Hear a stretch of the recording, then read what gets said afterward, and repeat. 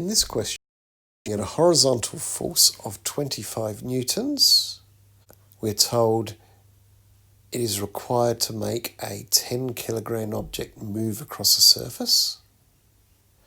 So we need to find out the value for the normal reaction and the coefficient of friction.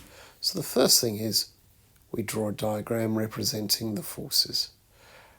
You can see I've drawn a diagram there. I'm just going to show you how I drew it. There is the surface.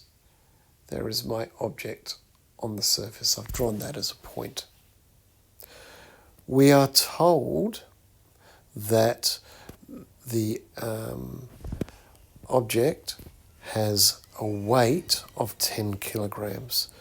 So 10 kilograms weight is operating directly downwards. And we know weight is equal to mass times gravity. The mass in kilograms is 10, so it is 10g operating downwards. There is a normal reaction that is operating perpendicular to the surface, so the normal reaction is going in the opposite direction to weight. The other thing we're told is that there is a force of 25 newtons operating. Now I'm taking that as moving across towards the right side of the page. So we have 25 newtons operating horizontally. But we're moving across a surface. So now we've got to consider friction. We know friction operates in the opposite direction to movement. The movement is across the surface towards the 25, so friction will be operating in the opposite direction. Now friction we know is mu times n. We're asked to find the normal reaction.